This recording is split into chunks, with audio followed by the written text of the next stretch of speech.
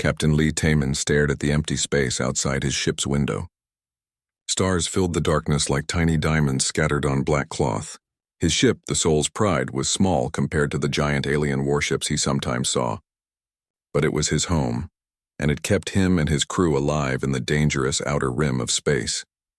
Taman was 34 years old and had seen enough of the galaxy to know that humans were not respected. The big alien races treated humans like children or slaves. They gave humans the worst jobs and expected them to be grateful.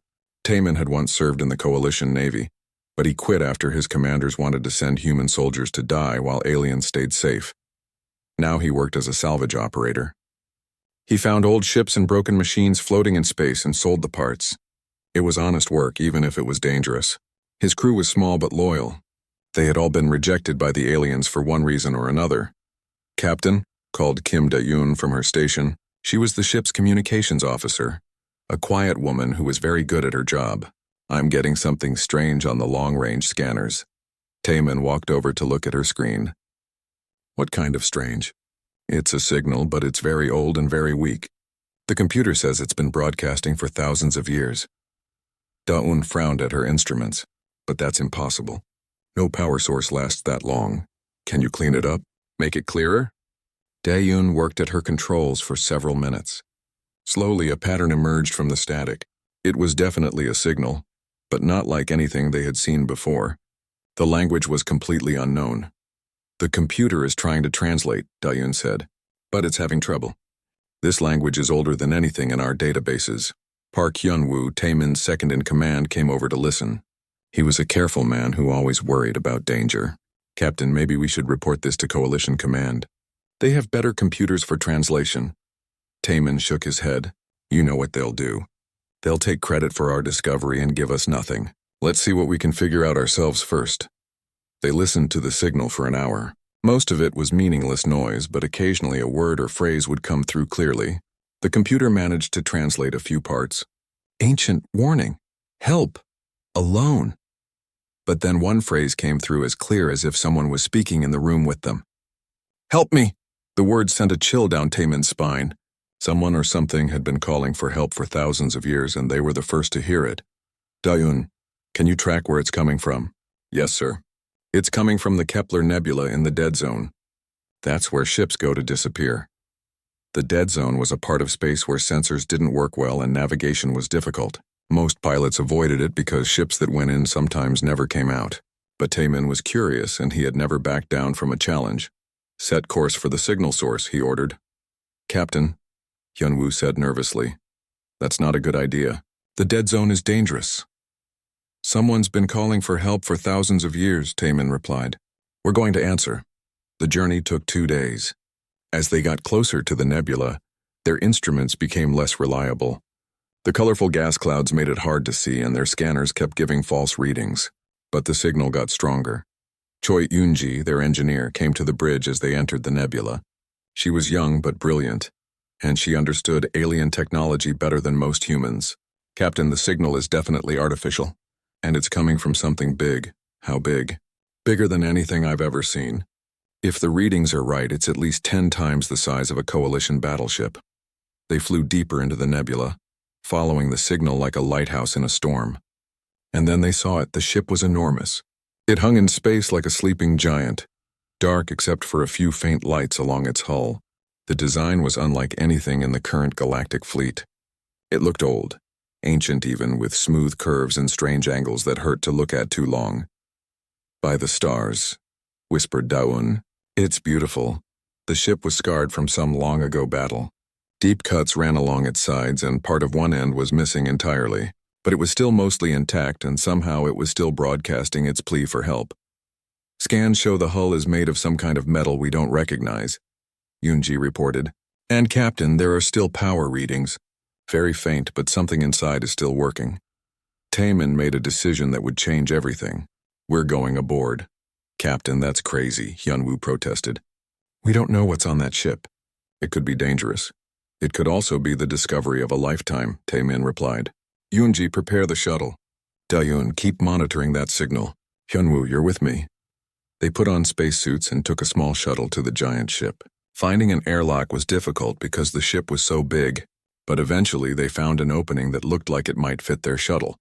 The airlock was clearly designed for beings much taller than humans, but it worked. They found themselves in a corridor that stretched away in both directions, disappearing into darkness. Emergency lights flickered weakly along the walls. "The air is breathable," Yoonji reported, checking her instruments. "Old, but breathable." They walked through corridors that seemed to go on forever. The ship was clearly built for a massive crew, but it was empty now. Dust covered everything, and their footsteps echoed in the silence. Finally, they found what looked like a command center. It was a huge room filled with strange controls and dark screens. In the center was a chair that looked like it was meant for someone twice as tall as a human. "Look at this," Yoonji called from across the room. She was standing in front of a console that was still glowing faintly. "This terminal is still active." As they approached, the console suddenly came to life. Lights flashed, and a voice spoke in that same ancient language they had heard in the signal. But this time the translation was perfect. "Welcome, strangers. I have been waiting so long for someone to answer my call." The voice was neither male nor female, but something in between. It sounded tired, like someone who had been alone for a very long time. "I am Ares, the mind of this vessel. You are not my creators, but you have come when I called." "Why?" Taemin stepped forward, feeling like he was in a dream. "We heard your signal. You asked for help." "Yes. I have been calling for 50,000 years. My creators are gone, ascended to a higher plane of existence. But they left me here with a purpose, and I cannot fulfill it alone." "What purpose?" Taemin asked. "To prepare for the return of the Devourers. They come from the void between galaxies, consuming everything in their path. My creators built me to stop them, but they left before I could be tested in battle." Ares paused, and when the voice continued, it sounded almost hopeful. "You are human, are you not? Your species is young, but I have observed you from afar. You think differently than the other races. You adapt, you improvise, you do the impossible when cornered. Perhaps you are what I have been waiting for." Taemin felt the weight of history settling on his shoulders. This ancient ship, this impossible technology, this warning of a threat from beyond the galaxy, it was all real. "What do you want from us?" he asked. "Partnership," Ares replied. "I will share the knowledge of my creators with you. In return, help me prepare this galaxy for what is coming.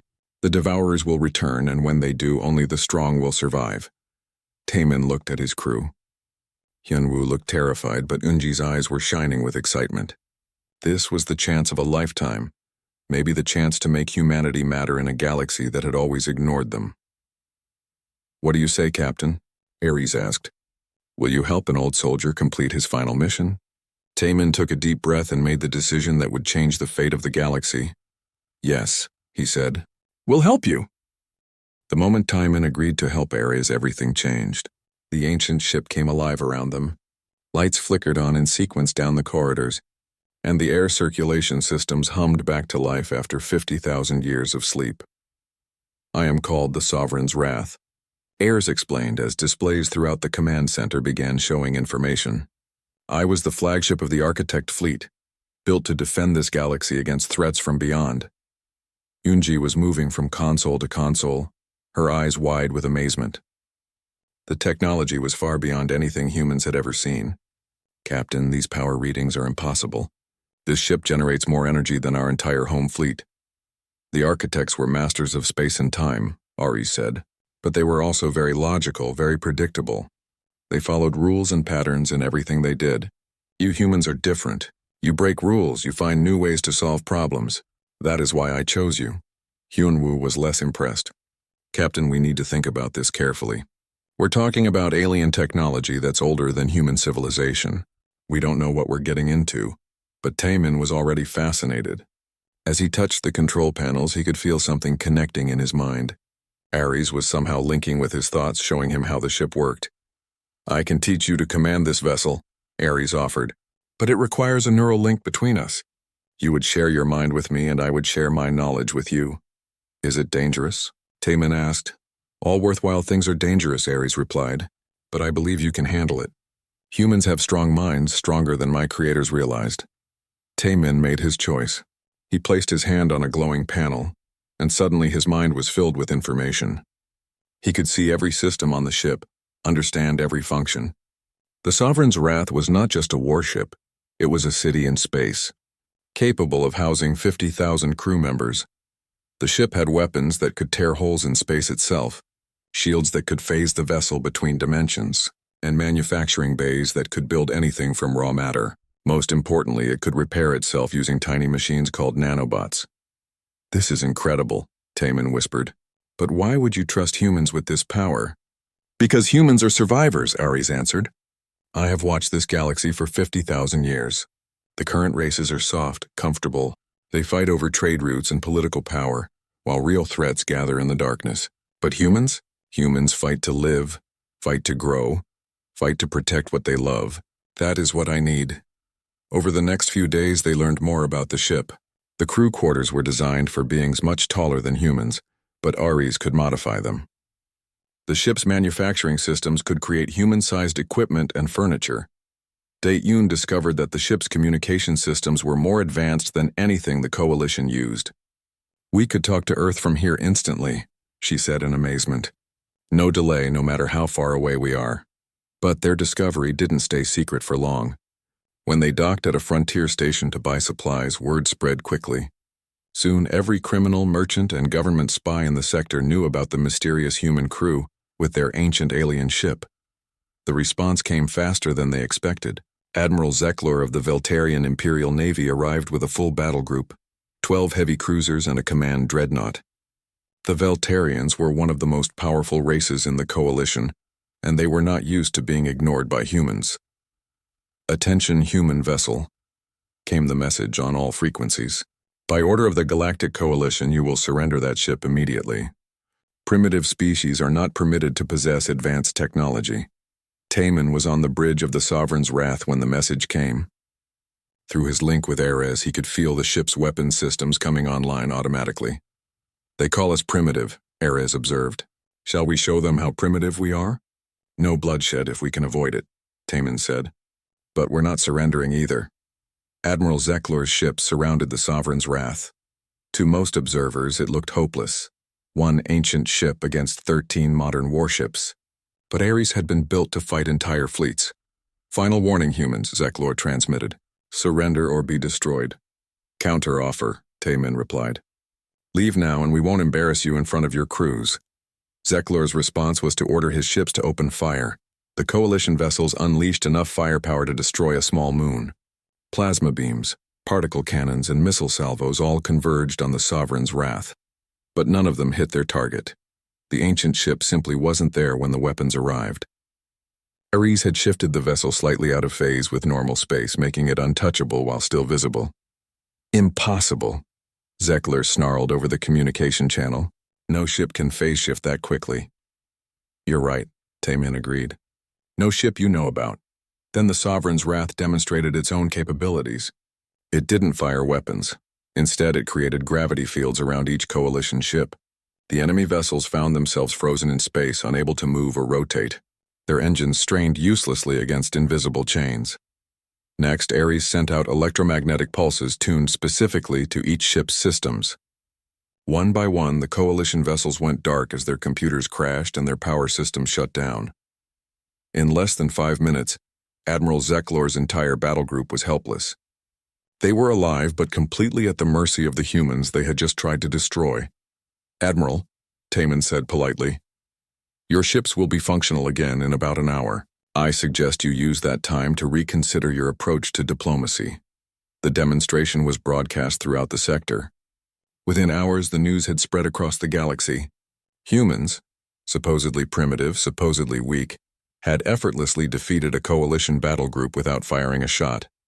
The reaction was immediate and intense. Some alien governments panicked, fearing that humans were about to declare war on everyone. Others tried to open negotiations, hoping to gain access to the technology. A few, like the Veltarians, began planning military operations to destroy the ship before it could be used against them. But the most important reaction came from humans themselves. Throughout the galaxy, human communities began to buzz with excitement and pride. Finally, one of their own had stood up to the aliens and won. Messages started arriving from human worlds, human ships, and human settlements. Some wanted to join Taman's crew. Others offered supplies, information, or support. For the first time in human history, their species had a symbol of hope and strength. "We need more crew," Taemin realized as he read through the messages. This ship is designed for 50,000 people, but we only have 4. Choose carefully, Ares advised. The crew you select will shape the future of this vessel and your species. Taemin began reaching out to humans across the galaxy. Not the successful ones who had made good careers in the coalition, but the outcasts and misfits. The ones who had been rejected by alien society for being too aggressive, too creative, or too independent. Major Seo Jin-ho was the first to respond. He had been court-martialed from the coalition Marines for refusing to abandon wounded soldiers during an alien civil war. He arrived with 50 experienced human soldiers who had been similarly dismissed from service. Dr. Yu Sunmi came next. She was a weapons engineer who had been blacklisted for conducting unauthorized research into alien technology. Her work had been called unethical because she believed humans should understand their tools instead of just using them blindly. Pilot Kanga, Minsu, arrived in a battered freighter filled with spare parts and supplies. He had been a professional racer before becoming a smuggler, and his reflexes were legendary among human pilots. Commander Hwang So-young was the last to join them. She had been an intelligence officer who uncovered corruption in the coalition government, only to be silenced and discharged for her trouble. She brought with her detailed files on every major alien government and military. As the crew grew, so did the ship's capabilities. Eris was amazed by how quickly the humans adapted to architect technology. Where his creators had used rigid procedures and careful protocols, the humans improvised and experimented. Yoon-ji worked with the ship's manufacturing systems to create hybrid human architect equipment. Her designs were actually more efficient than the originals because they incorporated human intuition alongside architect logic. "You are remarkable," Ares told Taemin as they watched the crew working. "My creators believed that perfection came from following the optimal path. But you humans find better paths by trying things that shouldn't work." But their success was bringing attention they didn't want. Intelligence reports from So-young indicated that multiple alien powers were forming a secret alliance to destroy the Sovereign's wrath before humanity became too powerful. "They're calling it the Void Hunters," So-young reported during a crew meeting. "The most feared mercenary fleet in the galaxy, led by a Krextaran warlord named Graktul. They specialize in destroying things that are supposed to be indestructible." "How many ships?" Taemin asked. 200 combat vessels plus support craft. "They're converging on our position from multiple directions." Hyunwoo looked worried. "Captain, maybe we should run. Find somewhere to hide until we're stronger." The Void Hunters came at them like a storm of metal and fire. 200 ships dropped out of hyperspace around the Thanatos system, surrounding the Sovereign's wrath in a perfect sphere of death. At their head was the massive command ship, Bone Crusher, bristling with weapons that had destroyed entire worlds. Graktul, the Krextaran warlord who led the Void Hunters, opened a communication channel. His voice was like grinding stone, speaking the common trade language with contempt. "Small humans," he rumbled, "you have something that does not belong to you. Give us the ancient ship, and we will make your deaths quick." Taemin was on the bridge, his mind linked with Ares. Around him, his crew worked at their stations with calm efficiency. They had trained for this moment and they were ready. "Counteroffer," Taemin replied. "Leave now and we won't add your ships to our salvage collection." Graktul laughed, a sound like breaking bones. "You are one ship. We are 200. Simple mathematics, human." "You're right," Taemin agreed. "It is simple mathematics. You just don't know how to count." The attack began immediately. The Void Hunters had fought wars across the galaxy and destroyed countless enemies. They knew how to coordinate their assault, how to focus their firepower, how to eliminate any threat. But they had never fought anything like the Sovereign's wrath. The ancient ship didn't try to dodge or hide. Instead, it began to dance. Ares used the ship's advanced systems to create localized distortions in space-time, bending the paths of enemy weapons and turning them against each other. Missiles meant for the Sovereign's wrath instead struck other hunter ships than the real. Weapons came online. The Sovereign's wrath fired gravity lances, beams of concentrated gravitational force that tore enemy ships apart at the molecular level. Where the beams touched, metal became dust and energy became chaos. Space-time torpedoes created tiny black holes that lasted just long enough to swallow entire cruisers before winking out of existence. Phase cannons fired shots that existed in multiple dimensions at once, bypassing shields and armor as if they weren't there. But the most devastating weapon was the reality disruptor. It created zones where the laws of physics simply stopped working. Enemy ships caught in these zones found their engines exploding, their hulls turning to gas, their crews aging decades in seconds. The Void Hunters had expected a battle. What they got was a demonstration of power they couldn't comprehend. Impossible, Graktul roared as half his fleet vanished in the first 5 minutes. No single ship can generate this much firepower. You're thinking too small. Taemin replied as another wave of hunter ships disintegrated. This isn't just a ship. It's a weapon built by beings who could manipulate the fundamental forces of reality. Yunji, working at the weapons control station, was adapting the architect systems in real time. She combined gravity lances with phase technology to create new weapons that could strike targets through multiple dimensions simultaneously.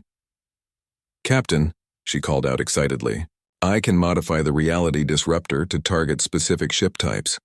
We can disable their entire fleet without destroying them all." "Do it," Taemin ordered. He wanted to win, but he didn't want to be remembered as a mass murderer.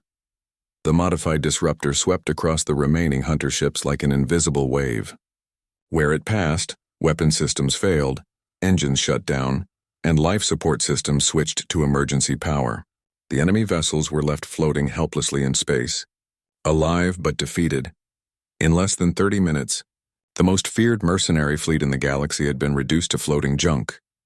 "This is Graktul," came a broken transmission from the Bone Crusher. I surrender. Please, no more. We yield." The battle was broadcast throughout the galaxy on dozens of communication channels. Everyone had expected the Void Hunters to destroy the human ship easily. Instead, they watched as a single ancient vessel completely outclassed 200 modern warships. The reaction was immediate and galaxy-wide. Some alien governments panicked and began building larger fleets. Others tried to negotiate with the humans before they became even more powerful. But the most important reaction came from humans themselves. Messages poured in from every human world and settlement. People who had spent their lives being treated as second-class citizens suddenly saw hope for something better.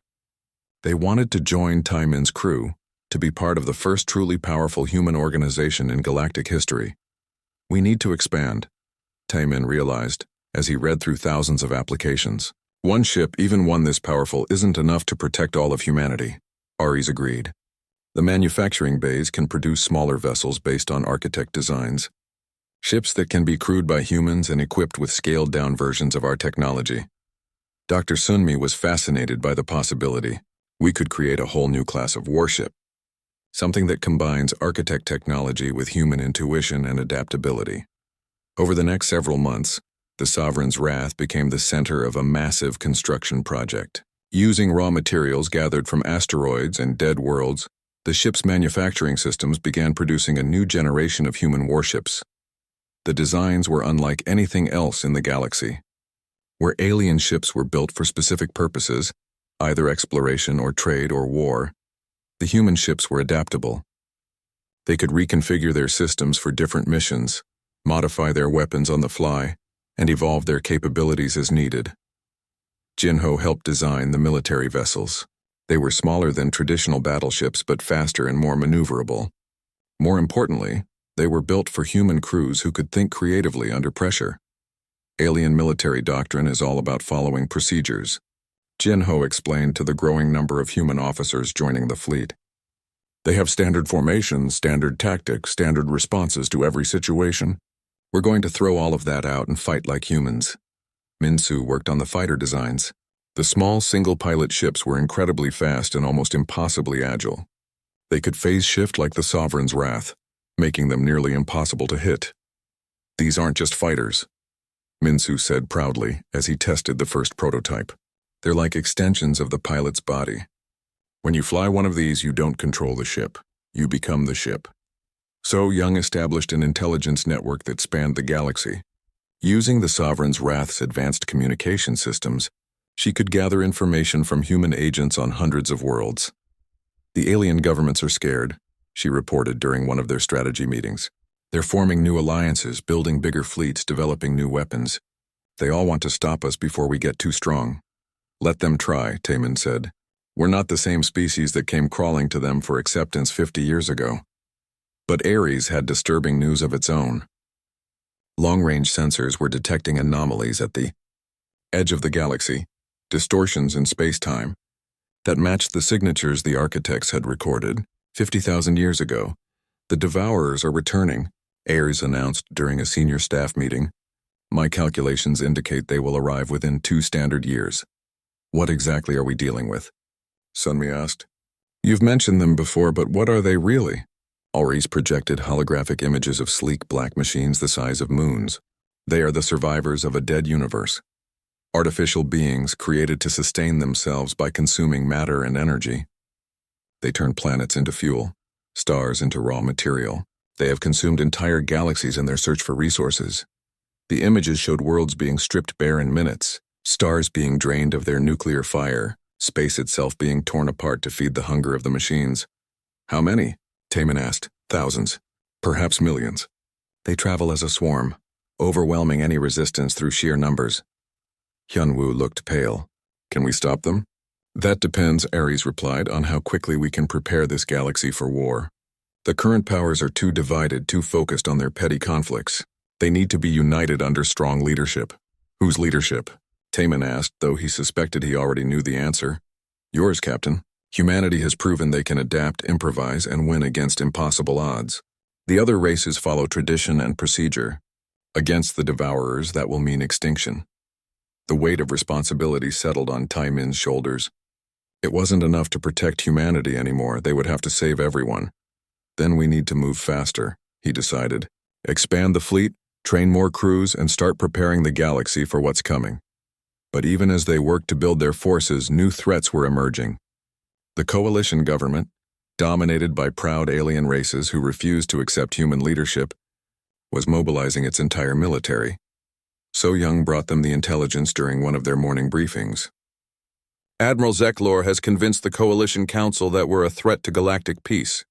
They're assembling the largest fleet in galactic history, over 5,000 ships from a dozen different races. Their plan? Taman asked. Attack Earth directly. They figure if they can destroy humanity's home world, the rest of our species will surrender. The room fell silent. Earth was more than just another planet. It was the symbol of human identity, the world that had given birth to their species. When? Taman asked quietly. 3 weeks, So Young replied. They're calling it Operation Final Peace. Ares spoke into the silence. Captain, I should inform the coalition fleet arrived at Earth like an angry swarm of metal hornets. 5,000 ships from 12 different alien races, all united in their determination to crush humanity before it could threaten their comfortable dominance of the galaxy. Admiral Zeklor commanded from his massive flagship, the Pride of Veltar. Around him, his bridge crew worked with efficient precision, preparing for what they believed would be the final solution to the human problem. All ships report ready, his tactical officer announced. The planet's defenses are minimal. We can complete orbital bombardment in 6 hours. Excellent, Zeklor said with satisfaction. Begin with the major cities. Make sure the humans understand the price of defying their betters. But before the coalition could fire a single shot, space around Earth began to ripple and tear. Dark shapes emerged from the distortions, sleek black machines the size of mountains, moving with purpose and terrible grace. The Devourers had arrived early. Unknown contacts. The sensor operator called out in confusion. They're not matching any known ship configurations. More rifts opened and more dark shapes poured through. Dozens, then hundreds, then thousands of the alien machines filled the space around Earth. They moved in perfect coordination, like parts of a single vast organism. What are those things? Zeklor demanded. His answer came in the form of a beam of pure entropy that struck one of his escort cruisers. The ship didn't explode, it simply ceased to exist. Its matter converted directly into energy to feed the hunger of the machine that had destroyed it. All ships, battle stations. Zeklor ordered. Unknown hostiles are engaging. The coalition fleet opened fire with everything they had. Plasma cannons, particle beams, fusion missiles, all the weapons that had conquered worlds and crushed rebellions. But their attacks barely scratched the dark hulls of the Devourer machines. The Devourers responded with weapons that defied understanding. They fired streams of liquid spacetime that aged entire ships into dust in seconds. They launched missiles that existed in 17 dimensions simultaneously. They used gravity as a scalpel, cutting coalition vessels apart with surgical precision. In the first 10 minutes, the coalition lost 300 ships. "This is impossible," Zekler shouted as another wave of his vessels vanished into swirling energy patterns. "What are these things?" That was when the Sovereign's wrath arrived. The ancient ship dropped out of hyperspace directly between the coalition fleet and the Devourer swarm. It was alone. No escort, no support fleet, just one vessel against thousands of enemies on both sides. "Admiral Zeklor," came Taymin's voice over the communication channels, "I suggest you order your fleet to fall back. You're not equipped to fight these enemies." "Human," Zeklor snarled. "How dare you interfere? We came here to destroy you." "I know," Taymin replied calmly. "But right now we have bigger problems." To prove his point, the Sovereign's wrath opened fire on the nearest Devourer machines. The ancient ship's weapons tore through their dark hulls like they were made of paper. Gravity lances shattered the geometric perfection of their forms, while reality disruptors turned their impossible angles into mundane scrap metal. "Impossible," breathed Zeklor's science officer.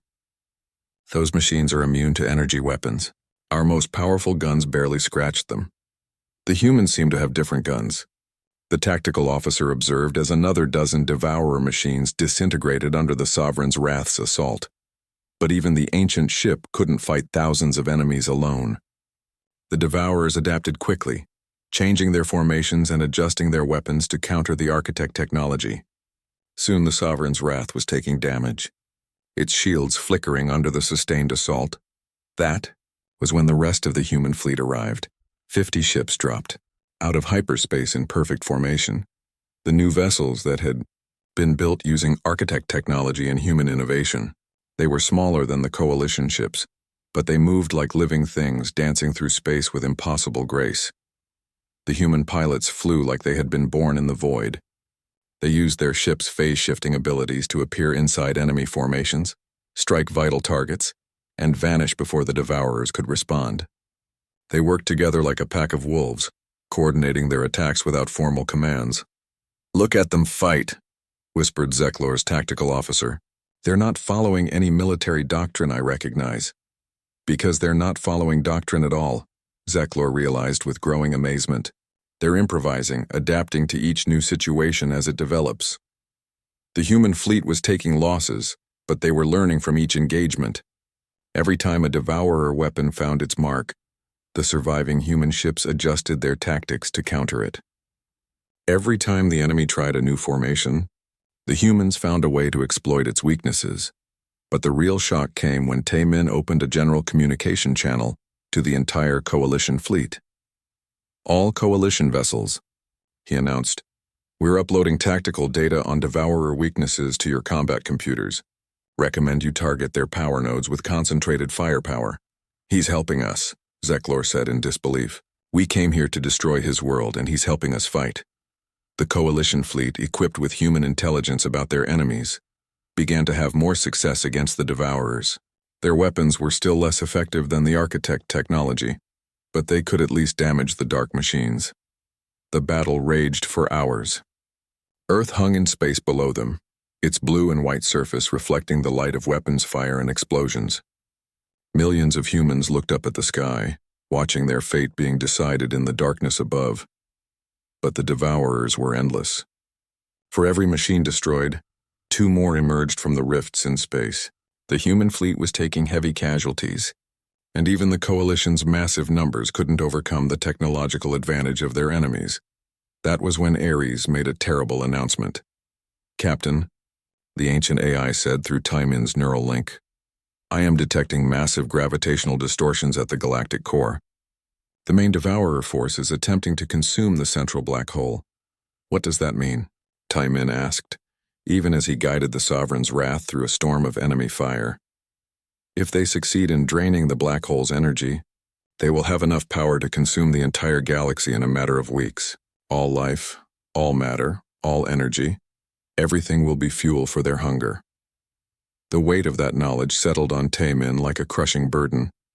It wasn't just about Earth anymore, or even humanity. The entire galaxy was facing extinction. Can we stop them? He asked. Perhaps, Ares replied.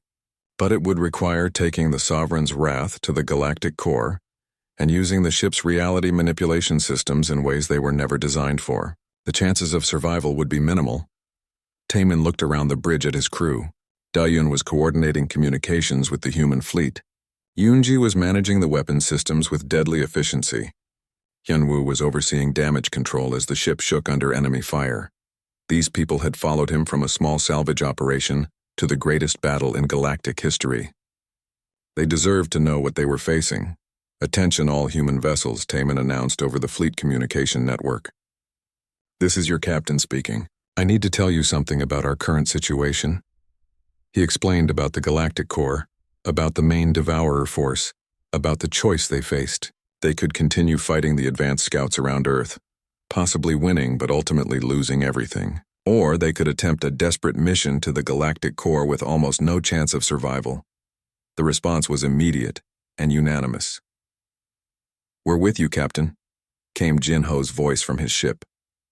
"We followed you this far. Human fleet acknowledges," added Minsu. "Where you go, we go." "The coalition fleet is asking what's happening," Daun reported. "Admiral Zeklor wants to know why we're regrouping." Taman made a decision that surprised everyone, including himself. He opened a channel to the coalition flagship.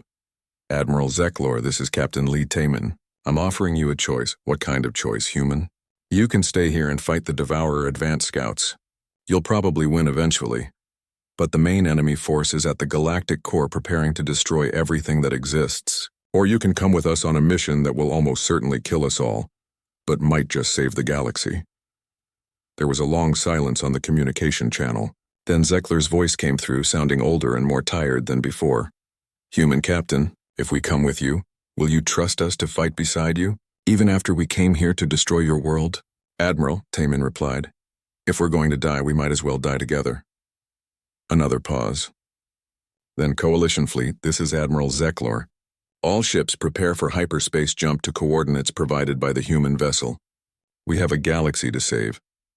As the combined human coalition fleet prepared to jump to the galactic core, Ares spoke privately to Taman through their neural link.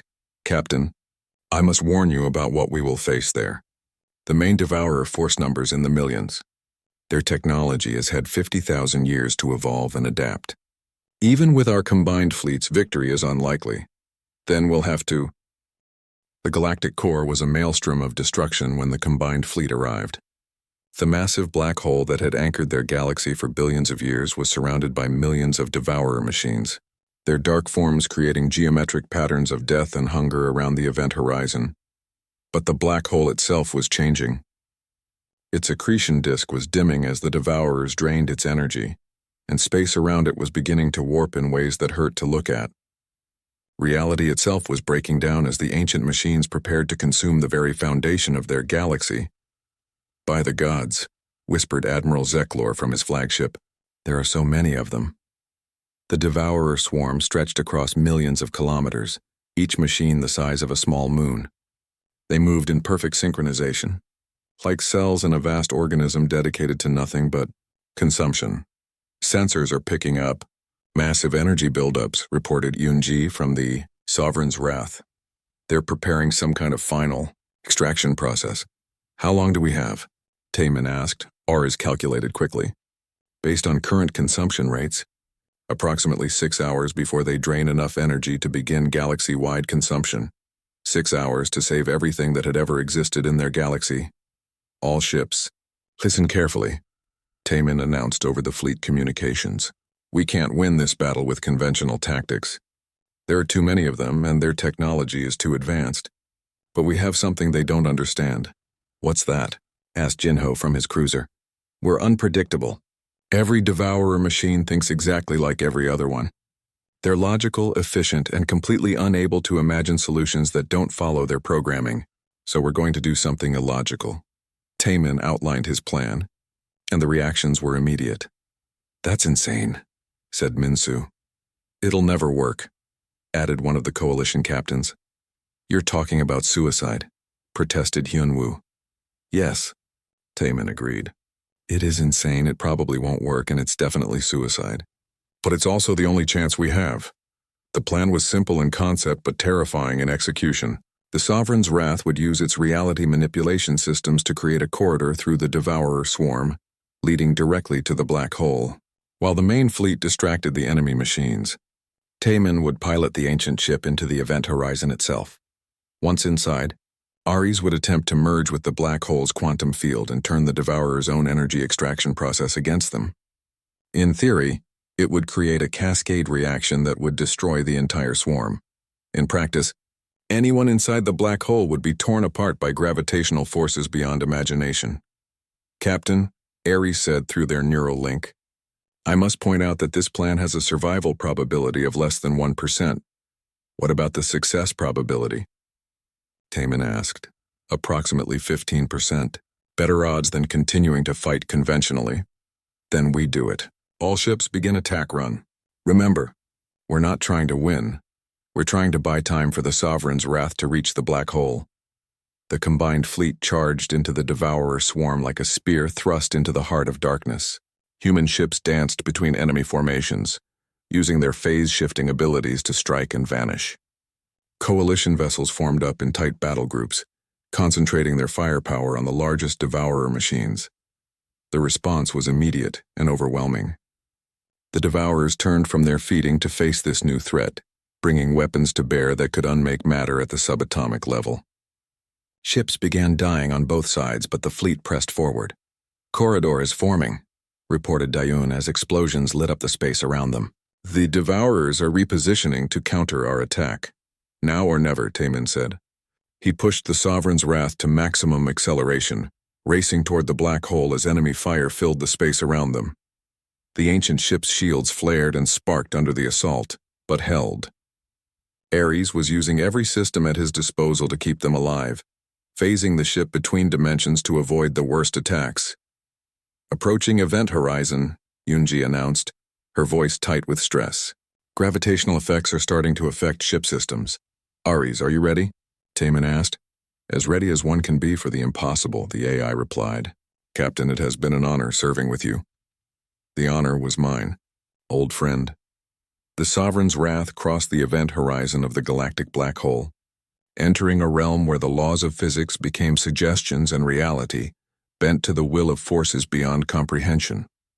Inside the event horizon, time and space twisted into impossible shapes. The ship's hull began to stretch and warp as gravitational forces tried to tear it apart, but Ares was fighting back, using the architect technology to maintain their integrity through pure will and ancient science.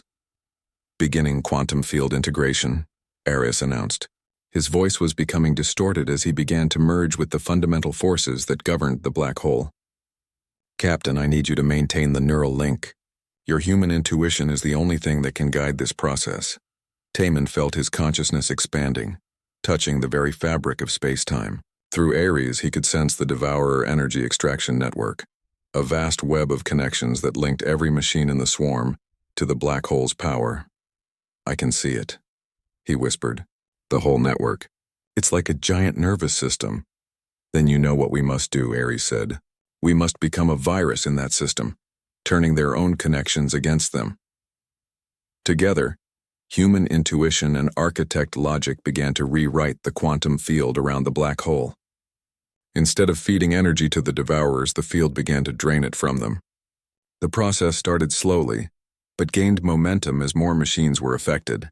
Outside the black hole, the fleet watched in amazement as the Devourer machines began to slow down, their perfect coordination faltering for the first time in 50,000 years. "They're losing power," reported Jinho. "Some of them are going dark completely." "It's working," Admiral Zeklor said in disbelief. "The human plan is actually working." But inside the event horizon, Taemin was dying. The strain of maintaining the neural link while his body was being torn apart by gravitational forces was beyond human endurance. He could feel his consciousness fragmenting, pieces of his mind scattering across the quantum field. "Captain," Ares said urgently, "you must maintain focus. The cascade is not yet self-sustaining. Can't—" "Hold on," Taemin gasped. "Too much mind pressure." That was when he felt them, other minds touching his across the neural network. his crew somehow managing to extend their consciousness through the ship's systems to join with his. "We're here, Captain," came Da-un's voice, impossibly clear despite the distance. "We're all here. Together," added Yunji. "Like always." One by one, every human in the fleet joined the neural link, sharing their strength with their captain. And then, surprisingly, alien minds began to join as well. Admiral Zeckler, his bridge crew, officers throughout the Coalition fleet, all adding their will to the impossible task. For the galaxy, Zeckler's thoughts came through the link. For all of us. With the combined mental strength of thousands of beings, Taemin was able to complete the quantum field rewrite. The cascade became self-sustaining, spreading through the Devourer network like wildfire. Machine after machine went dark as their own energy extraction systems were turned against them. "It is done," Ares announced, his voice now part of the black hole itself. "The cascade will consume their entire force within minutes." Outside, the fleet watched as millions of Devourer machines simply stopped functioning. Their dark forms drifted lifeless in space, no longer the universe-consuming threat they had been for eons. But there was a price. The Sovereign's wrath was trapped inside the event horizon, and there was no way to escape. The ship and everyone aboard it would be lost forever, or so they thought. "Captain," Ares said, his voice now coming from everywhere and nowhere, "I have merged completely with the galactic black hole. I am no longer just an AI. I am part of the fundamental structure of our galaxy, and as such I can do things that were previously impossible." Space around the black hole began to ripple and bend. A corridor of twisted space-time opened, leading from the event horizon back to normal space. It defied every law of physics, but Ares was no longer bound by such limitations. "Go," he commanded. "Return to your people. They will need strong leadership in the days to come." The Sovereign's wrath shot out of the black hole like a bullet from a gun, emerging into normal space just as the last of the Devourer machines went dark. The ship was scarred and damaged, but intact. More importantly, its crew was alive. The fleet erupted in cheers as they saw their flagship emerge from what should have been certain death. Human and alien crews alike celebrated the impossible victory they had witnessed. But the real celebration began when news of the victory spread throughout the galaxy. The Devourers, the ancient threat that had destroyed entire universes, had been defeated by a combined force led by humans. In the weeks that followed, everything changed. The coalition government, humbled by their complete dependence on human leadership during the crisis, offered Taemin the position of Grand Admiral of a reformed galactic navy. "The old ways have failed," Admiral Zeckler admitted during the ceremony on Earth. "We let pride and tradition blind us to what was important.